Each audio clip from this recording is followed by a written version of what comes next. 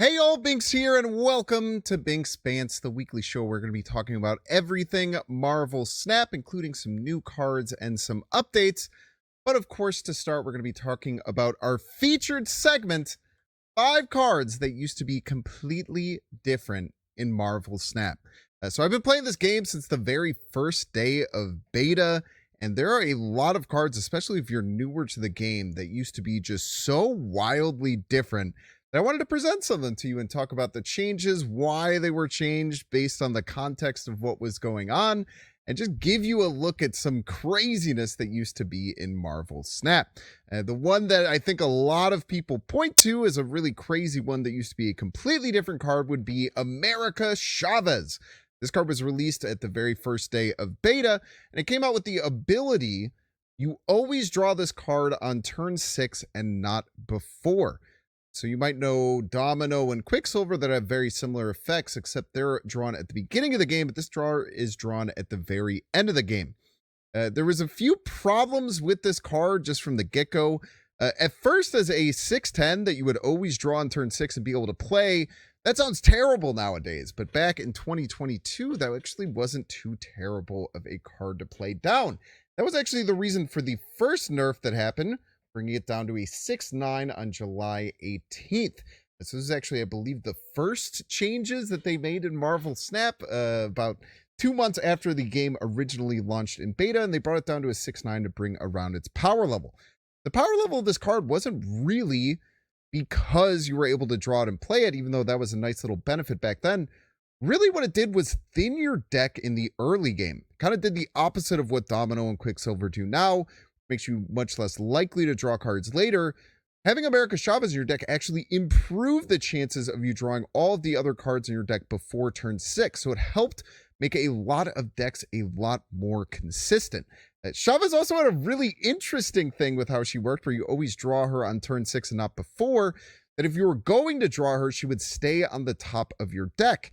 This actually led to a pretty powerful ability with Jubilee, where if you had America Chavez in your deck, you were pretty darn sure that by the time you got to playing Jubilee, America Chavez would have gotten like pushed up to the top of the deck, and then you were drawing cards underneath her and would actually pull America Chavez very, very consistently. And this is actually the next change that happened, which was changing it to saying it starts on the bottom of your deck and draw it on turn 6. It was also around the time that they introduced Howard the Duck, which would view the top card of your deck. So they just kind of wanted to change some things around here. But really, there wasn't a big change until the community started playing her in just about everything. There's actually a lot of discussions back and forth. Is Chavez good in pretty much every deck? Is it not?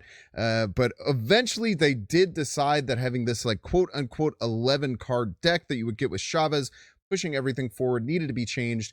We moved it down to a 2/3 version of it is now down in December of 2023. So about 18 months we had Chavez in her original form in the early version of Marvel Snap.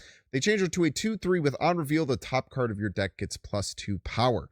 This was really, really weak. 2/3 with this ability that you kind of had to play as soon as possible was not exactly where it wanted to be. So eventually they did move her down to a 1/2. She started seeing a little bit of play. She was kind of like a smaller forge, but nowadays we needed to make her a little bit better to compete, and she got moved up in August of this year to +3 power. So wild changes to America Chavez from the 6/10 that was pretty good to just draw her and play her on turn 6. This card that the community found out was this amazing deck thinning tool, and changed to the power level that you see now. So the next card that we're going to talk about didn't actually change too much from a description standpoint, just a small change. But the way that this card was introduced was crazy, and I joke about it a lot. 4/3 Shadow King Jump Scare. So Shadow King was released as a 4/3 with the same ability now, way back in January of 2023 when the power level of cards was way, way lower. This card was dreadful on release. It was absolutely unplayable. It was in a position where people were upset if they were getting it because this card just sees nothing. You know, Shang-Chi has the same stats, and the ability was just so much more powerful. And back then, like, Shadow King didn't have as many use cases. There wasn't that much where cards would get all of this power added to the board. A lot of the changes in power would be like ongoing effects. So eventually they tried to change it, and 3 months later it got brought down to a 3/3 and saw zero play, pretty much no play at all. After getting brought down to 3-3, which kind of sounds crazy nowadays. We have it as a 3-4. It's a very, very powerful card. But as a 3-3 in the context of 2023, the card was still just terrible, which is when they finally changed Shadow King to the powerhouse of 2-3 in September of 2023. And boy, oh boy, this card, I mean, to get released as a 4-3 and to drop 2 whole energy costs, that could pretty much not happen to any other card and it wouldn't be a problem. And this card did end up being a problem pretty quickly, having this super, super efficient 2-cost tech card that you could play in your deck. After it was a 2-3 for a while, they did realize that they had to change it and they dropped it back down to a 2-2. And it stayed here for quite a while. It was still relatively well played, but not too much. Then it got changed again. It got popped back up to a 2-3. Because there was some other powerful decks that they didn't necessarily want to nerf, so Shadow King was a pretty good way of dealing with those, so they brought it back up to a 2-3, and again, a wave of people playing this card. It was played all of the time, and then very quickly, within about 3 weeks, they had to pop it back down to a 2-2, where it stayed for a while, and then earlier this year, we had the big change where they pretty much changed all of the tech cards, made them worse, went back to a 3-3, saw very little play, got back down to a 2-2, saw a ton of play again until most recently it got changed back up to a 3-4 where it is today. So not a card that was completely different back then, but in the context of it being released as a 4-3 when it was released, this card was terrible. Then it got buffed all the way up to being really good, and then it got nerfed to being okay, and then it got buffed to being really good, and then it got nerfed to be bad, and then it got buffed to being really good, and now it is at a spot where it's still a pretty darn powerful tech card, but not nearly as much as it was. I think Shadow King might be the most changed card in all of Marvel Snap. I believe there was 8 different changes to what it does, so really, really crazy changes to Shadow King. Our next card is one that you might not even remember this ability that it had, but this was Crystal, the first try that Marvel Snap had at drawing cards. It was originally released in beta with the very weird ability as a 4-4 shuffle your hand into your deck and draw 3 cards. Some people tried to make this work back then where you'd play kind of an aggro deck, you'd burst out your hand, then you'd play Crystal, reset your hand, and then burst out some more cards, but man, it just felt really bad to play most of the time. People will try it in Mr. Negative sometimes, back before Jane Foster was around. But all in all, this card just wasn't really good. It felt really bad to play. So what do you do with a very weird card? Of course, the Marvel Snap team made it weirder. And they changed it in its first change to say, on reveal, if this is at the middle location, shuffle your hand into your deck and draw 3 cards. I think their justification here was that you don't always want to do it. So maybe having some ability to decide if you actually want to shuffle your hand into your deck and draw 3 cards or not could be good. But really, it kind of led to it being more a restriction than anything, and still saw pretty much no play. So a really, really weird change. And then eventually, they did adjust it to the ability that we see today, but as a 4-4 still, to the on reveal, each player draws a card. I completely understand why they were trying to be, smart about Crystal, because in a game like Marvel Snap, where you have 12 cards, you naturally draw 9 of them. Any kind of card draw can make decks really spookily consistent. That's always something that you have to worry about as a dev team trying to make that work. They initially released this as a 4-4, then they buffed it pretty quickly to a 3-3, where it saw a little bit of play in combo decks, and now they've eventually, after over a year, moved it now up to a 3-4, and again, it sees some very fringe play in combo decks that just really want to draw cards, which is an interesting look at how they were trying to play around with card draw early in the game, because the ability to draw a card specifically is not really something that you want to have available in Marvel Snap, unless you're looking at something like Thanos, where you add these cards into your deck, so when you're drawing cards, you're not still having that level of consistency. Our next card was probably my most hated card of all time. People talk about bad metas nowadays, but I feel like people who say oh, this is one of the worst metas we ever had, just did not exist in the same universe where we had 3-2 Zabu with the ability ongoing. Your 4-cost cards cost 2 less. So once you get this card online, every single 4-cost card in your deck is 2 less.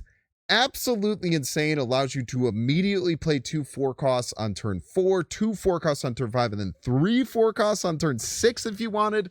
It had some of the most absolutely backbreaking combos of people playing a card that we'll look at later. Spider-Man, which used to stop your opponent from playing in a lane, and Absorbing Man on the same turn, hitting 2 lanes with it and stopping them from being able to do anything on the final turn. There were huge slews of people who would hit infinite with Zabu by just snapping if they had Zabu on 3 and retreating if they did not, because the power level of what you can do with 2 cost less 4 cards was absolutely insane. And this version of the card lasted just a little over a month. It was also when Silver Surfer was afflicting cards with +3 instead of +2. So it was just crazy. Like, these 2 cards were just like absolutely miles ahead of everything. And this is the very interesting precedent, because back then they didn't used to change Marvel Snap nearly as much as they do now. Now they have a really, really good cadence with changing cards. But it took very, very quickly for them to change this card because of the community outcry.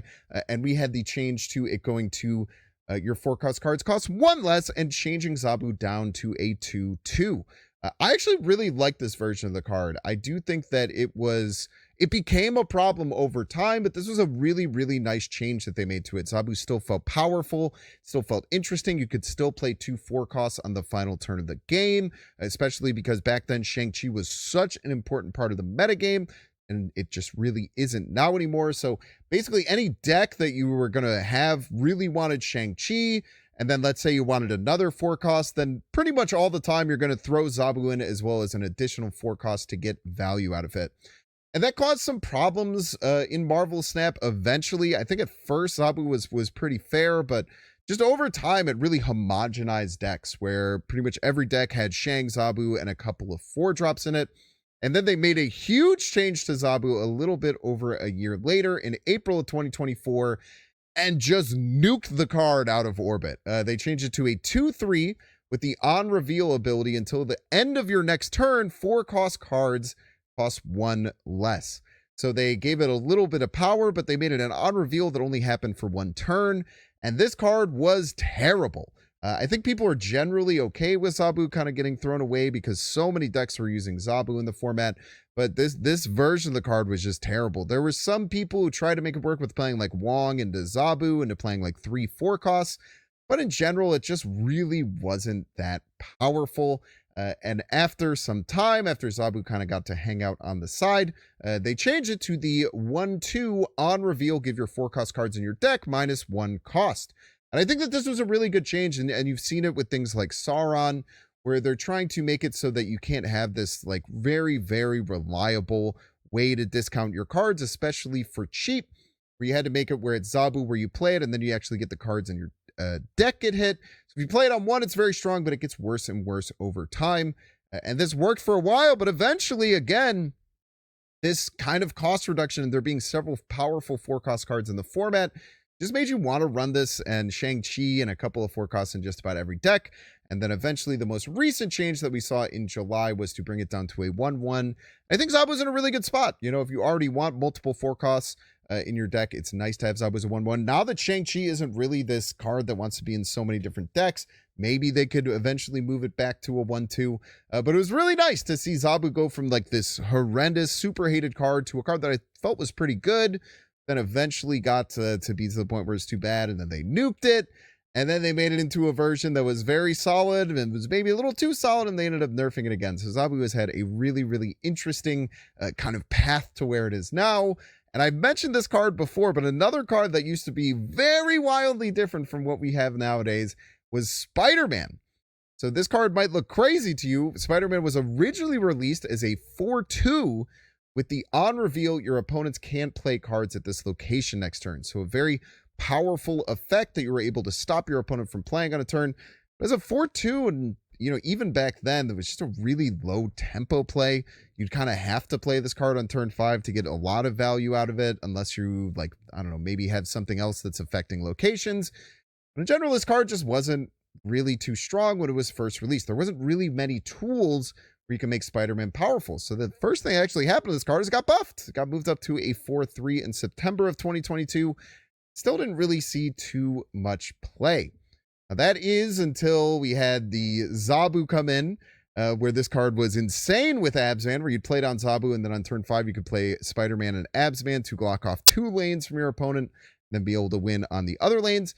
But Zabu got changed, and this card still didn't feel too bad.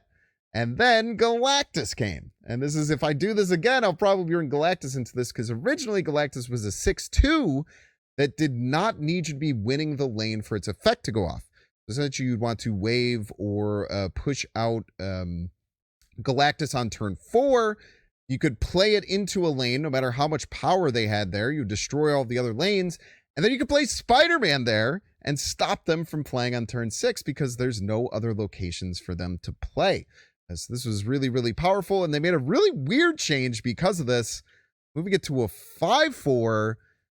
But a lot of people had problems with this. I mean, you could still use it with like Professor X, and you could like play Professor X, and then you could do Professor X on that lane, and it's kind of a way that you could win a lane. But a lot of people were actually really upset about this change, because the most toxic way to play Spider-Man back then was to wave into Galactus and then play the Spider-Man, and going from 4 to 5 does not change that line. It was changed to this for a while, and they had mentioned that they were going to rework it. And this is one of the very first huge reworks that we got, where we bring Spider-Man now to where it is today, with the on reveal, move to another location and pull an enemy card from here to there. It might be from there to here, from here to, I guess it would be from here to there. That's an interesting way. I actually didn't know it was read out like that. But I really, really like this change. It completely changed Spider-Man's identity from this toxic card to this card that can kind of clog. It had some self-move synergy, some opponent move synergy. I really, really like where it was at. And then kind of had this card in Polaris as kind of like your higher power 3 costs that were used for a lot of reasons there. But eventually they did want to improve Spider-Man as kind of time went on, and a 3/5 just wasn't as powerful anymore. And he's eventually got to where he is today. From January of this year, moved down to a 2/4. The Spider-Man went from being this card that was like this kind of potentially annoying card that was never good. It got buffed. Then Zabu came. It was crazy. Zabu left. It was, again, kind of whatever. Then Galactus came. It was crazy. They tried to mess around with it, and they eventually reworked it to just get that ability out.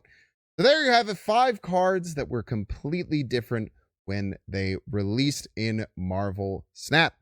Hope you loved that featured segment. We're going to move on to talking about some of the cards that are coming out next week. So I'm recording this on Monday, and they were actually a little bit late with the dev preview, so we don't have exact like versions of the cards that are going to be coming out. So I didn't want to talk about like the Series 4 and the Series 5 card that are supposed to be coming out tomorrow, just because I wasn't exactly sure, but we're pretty sure on the next 2 cards that I'm going to cover. First one being Weapon X, which is going to be the Season Pass card. 2 energy, 2 power with the ability after one of your other cards is destroyed, +1 power, and after every 3rd time, improve this effect by 1. This gives Destroy a very different way to utilize the destruction abilities to improve your board. You get Weapon X down and you destroy things in other lanes, especially if you're destroying like a lot of things with things like Killmonger and using multiple destroy cards. This card can really quickly kind of accelerate and get a lot bigger. There are a lot of different destroy cards that we are going to be seeing this month. So I think that this is a card to keep the lookout on. And I think it's going to be really interesting to see how destroy kind of adjusts and uses these new tools to maybe make different archetypes or different versions of archetypes, combine them together in different ways. I think it could be really, really interesting. Now, overall, just power level wise, you kind of have to destroy a lot of cards to make this card feel worth it.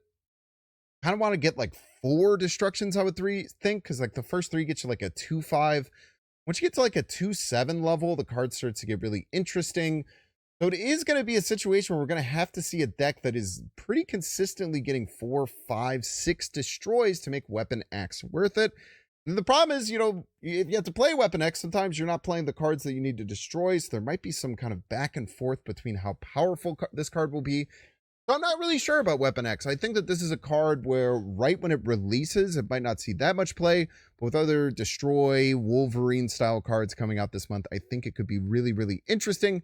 Definitely a card to keep a lookout for. And then we have our super premium pass card, the 4 energy skill. Adamantium Infusion. The ability on reveal, revive your highest power destroyed card here with its power doubled. So really, really crazy to be able to not only target your highest power card that was destroyed, because that can sometimes be a problem if you use things like Killmonger and multiple cards have been destroyed, trying to target that highest power card. Sometimes a problem with things like Phoenix Force or Elixir, which are your other ways to res destroyed cards. This will always target your highest power card. So really, really interesting. The 4 cost is quite high, so I don't know exactly how strong this is going to be right away. But from like a deck building puzzle perspective, this seems really, really cool. Trying to find a way to get a very powerful card, have Venom destroy it, and then use Adamantium Infusion to get that card, the big cards, power doubled. Could be really, really interesting. So I think that this card has a pretty high ceiling. Another thing to remember about these cards, that I talk about this a lot, I personally am very bad at playing Destroy. It is probably like my biggest weakness as far as like a deck archetype. So this hopefully will push me into trying to find some different ways to play Destroy and to move things in a different direction. But these 2 cards I think are really interesting. Again, it's going to take a lot of figuring out exactly what the brand new cards are going to be, because we haven't seen that video yet, and then seeing how they're all going to play together. But I think Adamantium Infusion is going to be a very, very, very powerful card in the right context. Just, are we able to make that context work and in a way that's efficient? I'm not exactly sure, but I'm definitely going to be getting both of these cards and trying them out as much as I can. And again, tomorrow there is also going to be a Series 5 card that comes out, as well as a Series 4 card. And I saw a couple of different bits of information about it. I don't really feel comfortable just jumping in and talking about cards that might be slightly different on here. So we will jump in and talk about all those next week when they are all available and we have the dev video. Moving on to last week's cards. There were 2 cards that we covered last week that I hadn't had the chance to play. The first one was the Prowler, which was one of the most exciting cards of the season. A lot of people were incredibly excited about this card. If you don't remember what the Prowler does, it is a 3/4 that is the ability on reveal, add 2 Thieves' Tools to your hand and set their cost to 0 if you moved a card last turn. Those tools are the Remote Mines, the 1-cost skill that says afflict the 2 highest power enemy cards here with -2 power. The Vibro Shock Gauntlets says on reveal, give your highest power card here +2 power and get +1 energy next turn.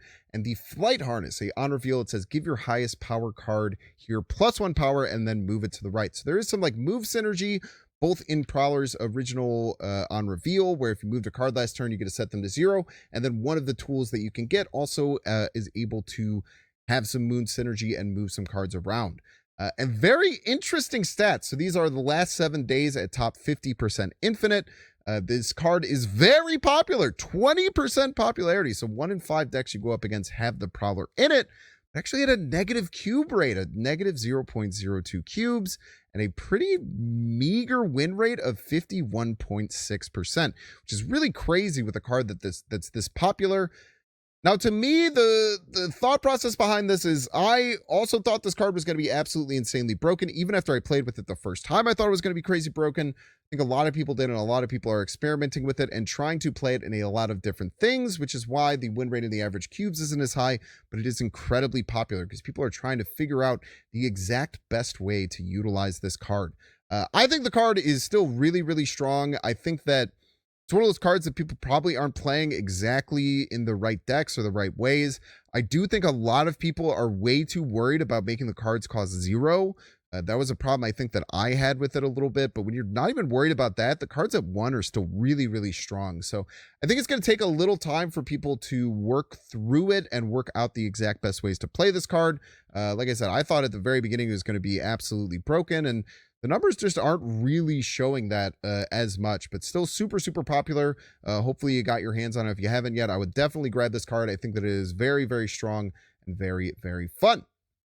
A different card to talk about would be Hydro Man, which is the 5 energy 8 power that has the ability on reveal, set the cost of each deck's top card to 1. This is a card that was very, very easy to get your hands on if you played the Sanctum event. either by, purchasing the premium pass and getting it like immediately, or by just playing it and getting a hold of it. So a lot of people have access to this card, and you can see with its popularity of 7.4%. Again, this is last 7 days, top 50% infinite. We saw a win rate of 47.4% and average cubes of negative 0.09. So really, really bad stats for Hydro Man. Even though people are playing it a lot, I think a lot of the popularity probably comes from being an interesting card that people want to play around and being a very available card that people want to mess around with. But I think that overall, Hydro Man just did not feel that great, in my opinion. There's a couple ways that you can take advantage of Hydro Man's effect without giving it to your opponent. The most obvious one is Mobius. If you've been watching me for a while, you know I'm a huge Mobius hater. I just really dislike the card, so I pretty much don't like to play it in my decks. I haven't messed around with it too much in Mobius, but I think in like Mobius decks, it could be really strong. The other way to mess around with your opponent's side would be using like Darkhawk style cards. You can either ramp up and play Hydro Man and Korg on turn 5 to Hydro Man one of their cards, but then shuffle a rock into their deck to shuffle that to make sure that they don't draw it or have a much less likely chance to draw it. Or you can use the Black Widow to activate it on turn 5 and so that they do not draw the Hydro Man card. Both those seemed fine. I played some Hydro Hawk and it felt okay, but I think that overall this card is a bit of more of a meme and fun style card. Maybe there's going to be some way to really break it with Mobius. The biggest problem is that you don't know which card you're going to hit. And sometimes you just hit a card that is already like 2 costs, and it just feels like you played a 5-8, which is a very, very huge energy swing to put into a card. Then to not get a big hit with it is pretty tough. Maybe there's going to be some ways with maybe using like Quicksilver and Domino to adjust and make sure bigger cards are there. I don't know too much about Hydro Man, but I know that it is a very, very fun card. The one big thing I really was upset about with Hydro Man is that it doesn't work with Blink. If you blink up a card and then Hydro Man appears, it sets the cost of the top card in your deck to 1, but then it shuffles the card into your deck that went back in. So maybe if they change that ability or that ability with Blink, because I feel like Blink is a really nice card to have in one of these decks. Maybe if they change that ability, the card could see a little bit more viability, because I think that's a pretty powerful combo to, play just some random smaller card, have it change into Hydro Man, and then get an additional 1 cost to be able to play on the final turn. Quite interesting. Again, don't think it's really going to hit where it needs to hit, but a very fun card, and I hope that you have been having fun with it. A couple other things to talk about this month coming up. We do have Grand Arena coming this week, and we have very little information about it. That's why I have the little leech there.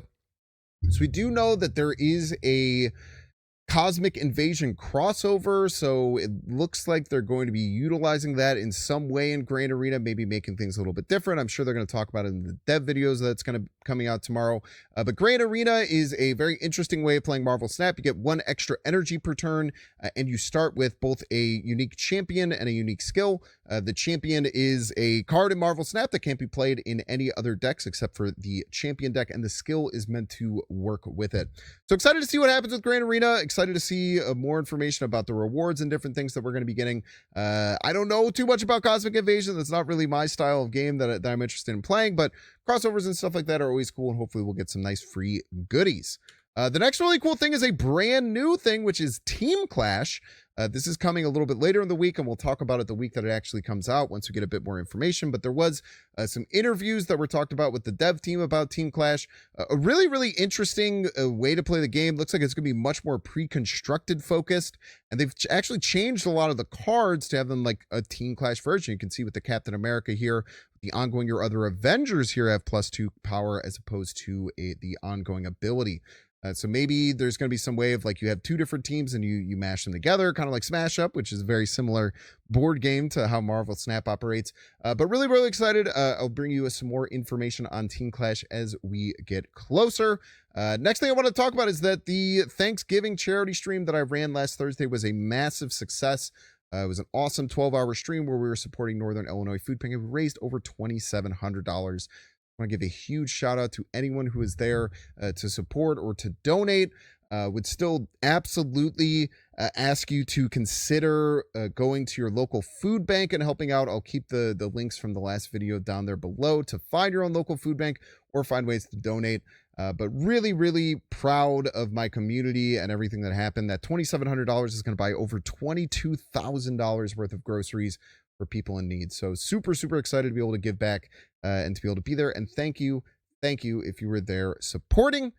That brings us to the end of Binks Bants for today, December 1st. Hope you're enjoying this new format of video. Let me know down in the comments if you have anything that you want me to change or anything that you don't really love about it. I'm always open to making new things. As you see, we have a little logo now, which I think is pretty fun. But yeah, just let me know if you have any feedback. Make sure to hit the like button and subscribe. And let's play the song and send you out. Binks.